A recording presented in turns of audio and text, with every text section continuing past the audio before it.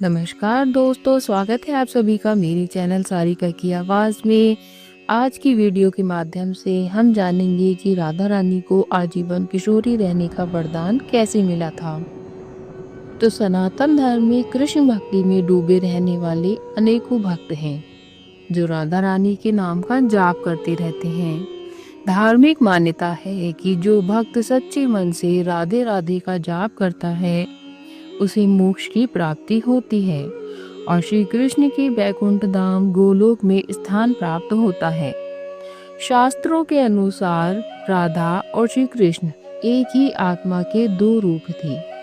श्री कृष्ण और राधा रानी एक दूसरे के बिना अधूरे माने जाते हैं।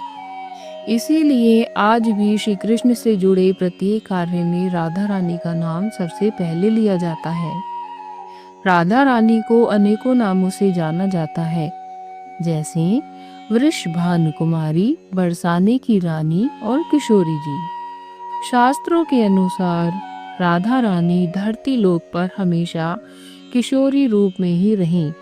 शास्त्रों में उल्लेखित कथाओं के अनुसार राधा रानी को ऋषि अष्टवक्र से आजीवन किशोरी बनी रहने का वरदान मिला था। आज इस पौराणिक कथा के माध्यम से हम जानेंगे कि ऋषि अष्टवक्र कौन थे और उन्होंने राधा रानी को किशोरी बने रहने का वरदान क्यों दिया। विभिन्न कथाओं में यह वर्णन मिलता है कि द्वापर युग में वेदों और शास्त्रों के महान याता ऋषि कहोड़ और माता सुजाता के पुत्र का नाम ऋषि अष्टवक्र था। ऋषि अष्टवक्र अपनी माता के गर्भ में ही अपने पिता ऋषि कहोड़ द्वारा शास्त्रों और वेदों का ज्ञान सुनते थे, लेकिन उन्हें शास्त्रों का ज्ञान सही नहीं लगता था। इसलिए ऋषि अष्टवक्र ने अपनी माता के गर्भ के अंदर से ही अपने पिता से कहा कि शास्त्रों में ज्ञान नहीं है, ज्ञान तो हमारी अंतरात्मा में होता है। हम सभी सत्य को बाहर खोजते हैं, जबकि सत्य तो हमारे अंदर है। शास्त्र तो केवल शब्दों और वाक्यों के समूह है। अपने ही पुत्र से शास्त्र विरोधी बात सुनकर ऋषि कहोड़ को बहुत क्रोध आया और उन्होंने गर्भ में पल रही अपनी ही संतान को श्राप दिया कि जो अभी तक अजन्मा है, जिसने अपनी माता के गर्भ से मेरे शास्त्र ज्ञान को चुनौती दी है, जन्म के बाद उसका शरीर 8 अंगों से टेढ़ा होगा। इसी श्राप के कारण ऋषि अष्टवक्र 8 अंगों से टेढ़े थे।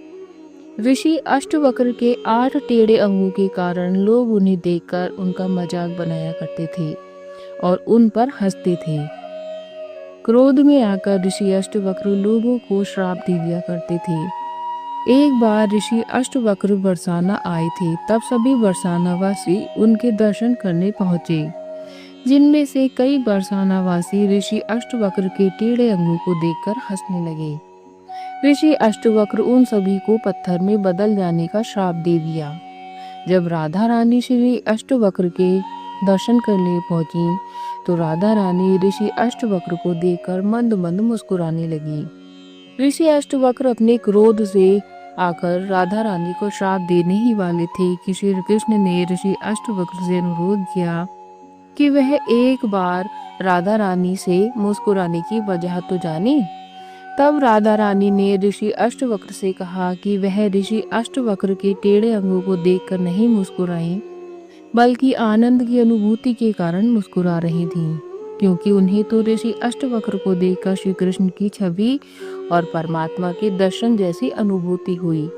इसलिए प्रेम और सम्मान में ऋषि अष्टवक्र को देखकर राधा रानी मुस्कुरा रही थी।